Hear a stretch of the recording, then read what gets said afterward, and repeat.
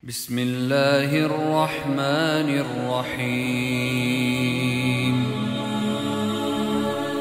6 jenis bisikan setan yang patut diwaspadai. Kita seringkali melakukan hal-hal yang kadang kita tahu tidak berguna, tetapi tetap saja kita melakukannya. Mengapa bisa seperti itu? Ibnu Qayyim dalam kitabnya Fawaidul Fawaid menjelaskan, buah pikiran, bisikan hati, kehendak, dan cita-cita adalah hal-hal yang harus diprioritaskan untuk Anda perbaiki. Sebab semua itu adalah inti dan hakikat diri Anda.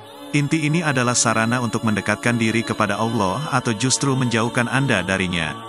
Nah, kadang hal-hal tidak berguna ini timbul seperti melamun, menghayal, berandai, dan hal-hal yang tidak mendatangkan manfaat dan hanya mendatangkan mudorot.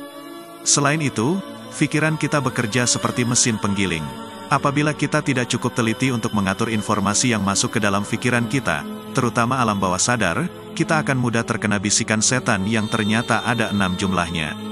Apa saja 6 bisikan setan tersebut? Simak selengkapnya di bawah ini. Kita sebagai manusia sejatinya bisa membedakan dan mengenali jenis bisikan setan.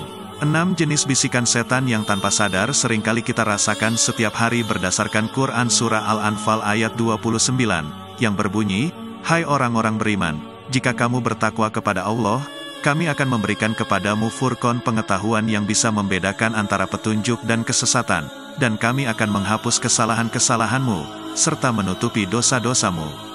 Dan Allah mempunyai karunia yang besar." Dapat disimpulkan, seseorang mampu membedakan jenis bisikan setan ketika kita mampu memahami kebenaran dan kebatilan serta ketakwaannya kepada Allah Subhanahu wa Ta'ala. Ketika kita bertakwa, ada yang membedakan kita dengan umat muslim yang lain. Kita bisa membedakan mana sunnah dan bid'ah, bermanfaat atau bermudorot. Dari Ibnu Qayyim rahimahullah menyebutkan beberapa 6 jenis bisikan yang berasal dari setan. Apa saja bisikan itu? 1. Membuat kita sibuk berandai-andai. Setan membuat manusia sibuk memikirkan yang sudah terjadi dan membuatnya berandai-andai. Entah pengandaian itu sudah terjadi, atau belum terjadi.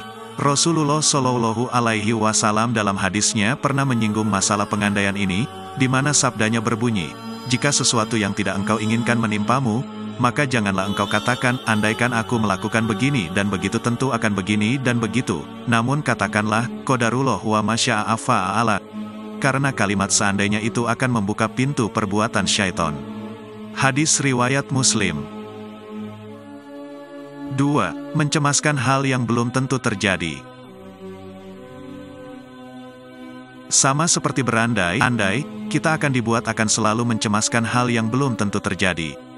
Setan akan gencar membisikkan dan mengontrol hati dan pikiran kita ketika di dalam diri kita. 3. Membuat manusia memikirkan hal-hal keji.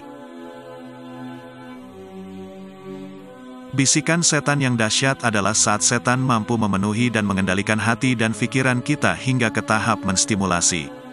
Kita akan diajak untuk menuruti hawa nafsu saat kita berhadapan dengan hal-hal yang keji. 4. Menghayalkan hal yang mustahil. Apabila kita pernah menginginkan untuk menjadi seorang nabi dan rasul, atau bahkan menjadi malaikat, beristighfarlah.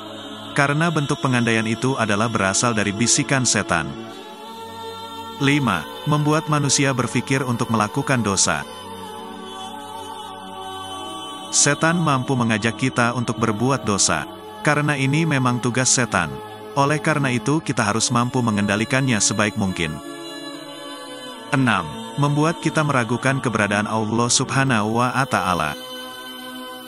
Yang terakhir adalah di mana kita dikendalikan untuk meragukan dan tidak mengakui keberadaan Allah Subhanahu wa Ta'ala, meragukan sifat-sifat Allah Subhanahu wa Ta'ala, hingga apakah benar Allah Subhanahu wa Ta'ala itu ada atau tidak. Itulah beberapa jenis bisikan setan yang harus kita waspadai dan atasi ketika kita tersadar akan bisikan setan tersebut. Semoga kita bisa menyikapinya dengan terus menambah dan meningkatkan keimanan kita kepada Allah Subhanahu wa Ta'ala. Semoga video ini bisa bermanfaat bagi kita semua. Amin ya robbal alamin.